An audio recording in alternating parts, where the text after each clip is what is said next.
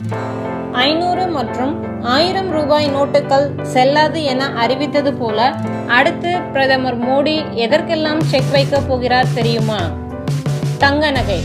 நகை வாங்கும் பொழுது கண்டிப்பாக பான் கார்டு இருந்தால் மட்டுமே நகை வாங்க முடியும். பான் கார்டு இல்லாமல் நகை வியாபாரம் செய்தால் அந்த கடைக்கு சீல் வைக்கப்படும். நிலம் மற்றும் சொத்துக்கள். புதிய நிலம் வாங்கும் பொழுதும் விற்கும் பொழுதும் ஆன்லைன் டேட்டா பேஸில் பதிவேற்றம் செய்த பிறகே பத்திரப்பதிவு நடைபெறும்.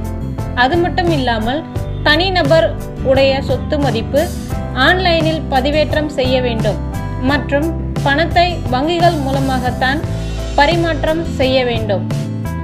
வீட்டு வாடகை. வாடகை வீட்டில் வசிப்பவர்கள் கண்டிப்பாக வாடகை பணத்தை வங்கி மூலமாகத்தான் செலுத்த வேண்டும். அது மட்டுமல்லாமல் அதிக வீடுகள் வைத்திருக்கும் ஆசாமிகளின் பட்டியலும் அடுத்து தயாரிக்கப்பட உள்ளன. தனியார் பள்ளி கட்டணங்கள். இனி அரசு மூலமாகவே தனியார் பள்ளி மாணவர்களுக்கு கட்டணங்கள் வசூலிக்கப்படும். தனியார் பள்ளிகள் கற்றுக் கொடுத்தால் மட்டும் போதுமானது. லஞ்சம். அரசு அதிகாரிகள் லஞ்சம் வாங்கியது நிரூபிக்கப்பட்டால் அரசு வேலை பறிக்கப்படுவதோடு மட்டுமல்லாமல் அடுத்த 10 வருடங்களுக்கு அவரது குடும்பத்தினருக்கு அரசு வேலை கிடைக்காது.